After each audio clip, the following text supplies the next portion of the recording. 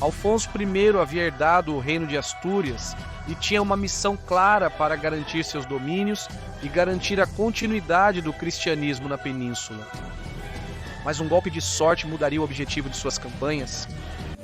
Ano 739 d.C., Alfonso I assumiu o trono do reino de Astúrias e continuou a articulação e organização do território que Dom Pelaio havia iniciado após sua vitória na Batalha de Covadonga, que você pode conhecer no link que é mostrado aqui em cima.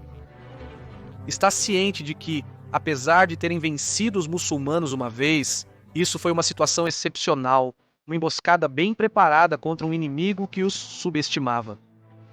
Não poderiam vencer em campo aberto.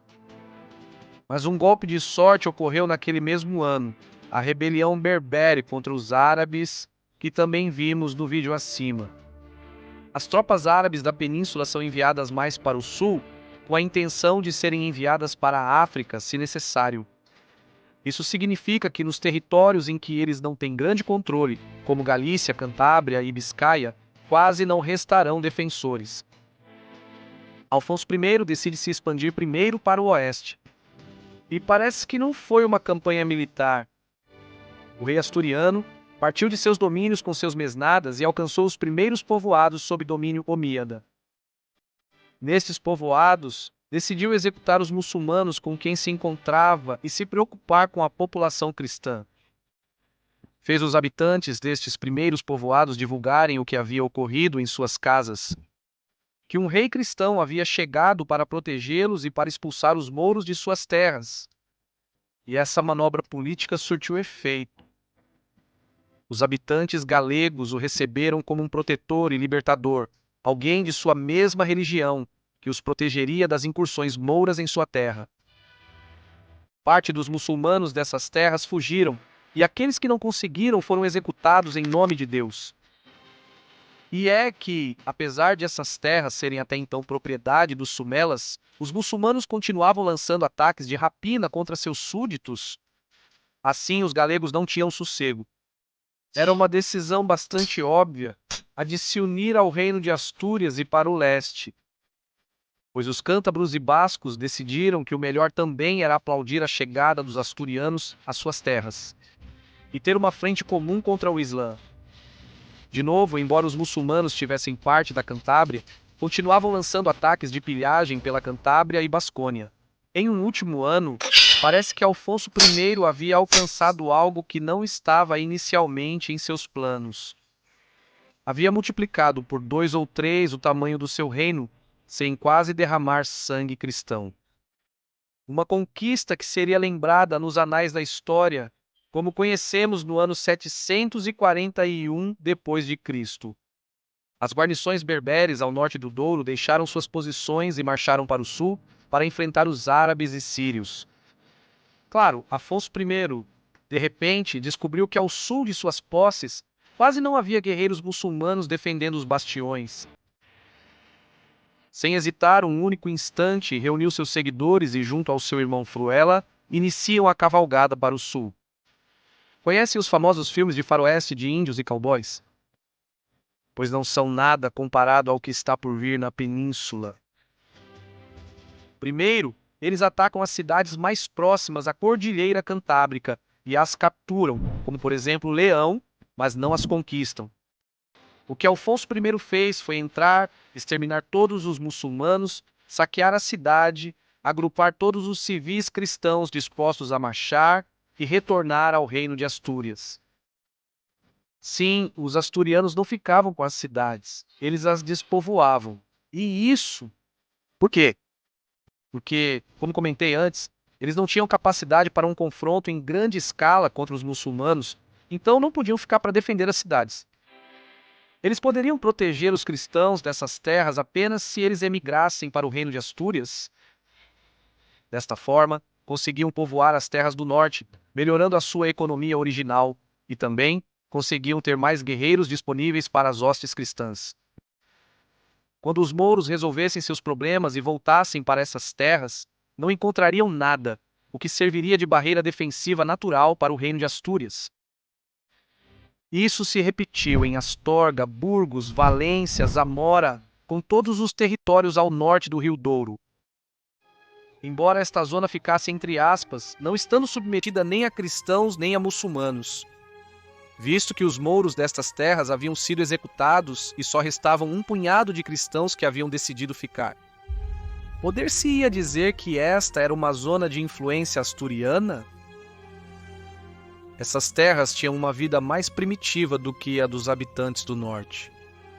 Devido primeiro às guerras civis godas, depois à invasão muçulmana e depois à guerra civil muçulmana, e como não, agora ainda estava pior devido ao despovoamento que haviam sofrido.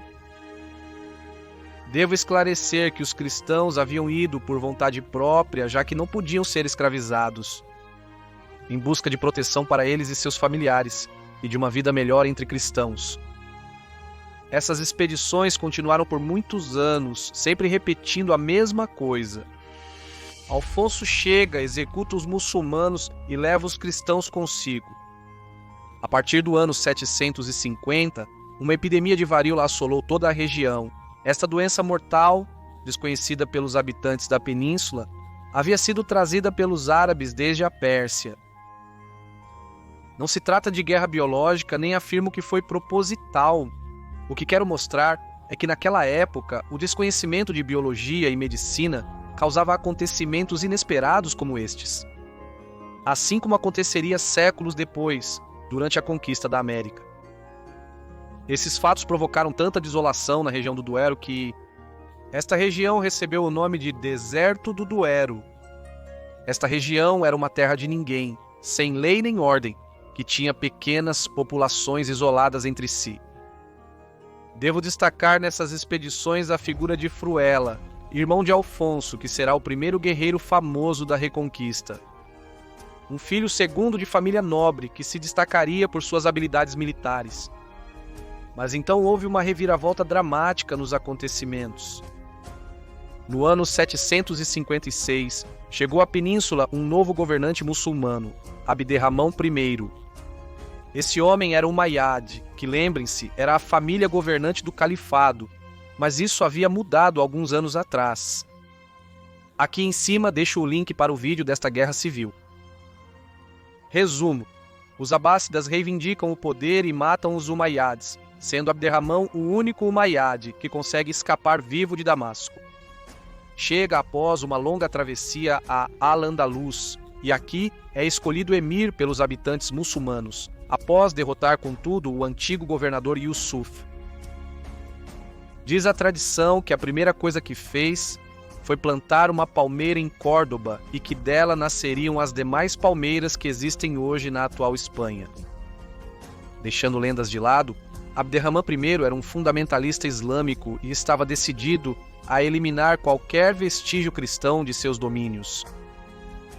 Como prova disso, e para usá-lo como propaganda política, transformou a Basílica Hispanogoda de Córdoba em uma grande mesquita.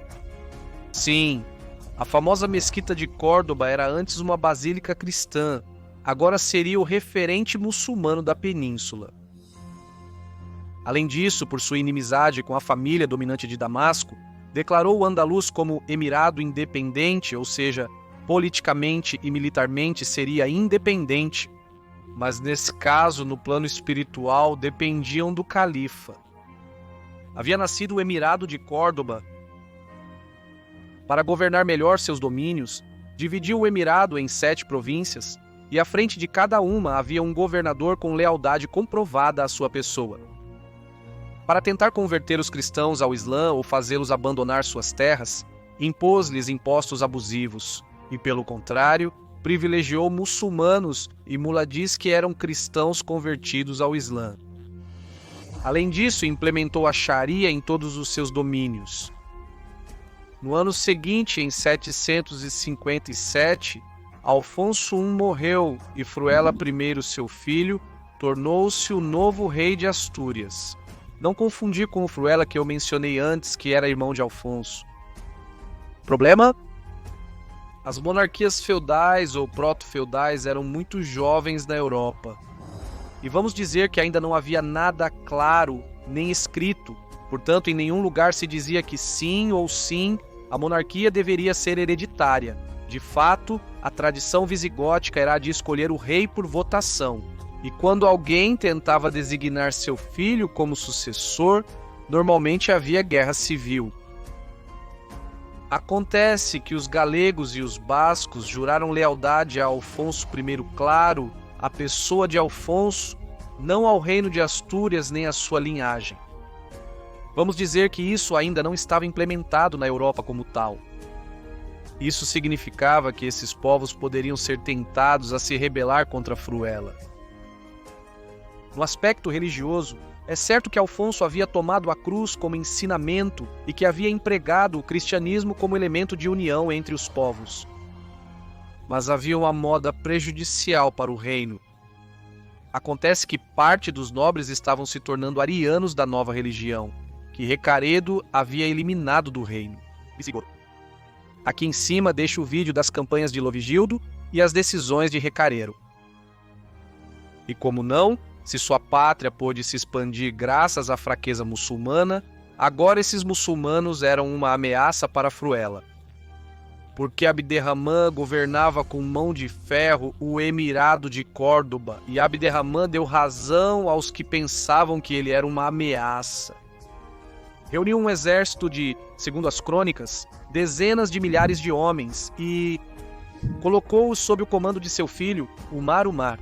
O objetivo era recuperar os territórios que o Califado Omeia havia perdido anos atrás devido à fraqueza causada pela rebelião berbera. O exército seguiu rumo ao norte e Fruela decidiu detê-los. Ele reuniu as hostes asturianas que nada tinham a ver com as milícias de Dom Pelaio, na Batalha de Covadonga. Esses guerreiros já tinham experiência em combate e estavam bem equipados. Partiram para Galícia e conheceremos o resultado no próximo vídeo.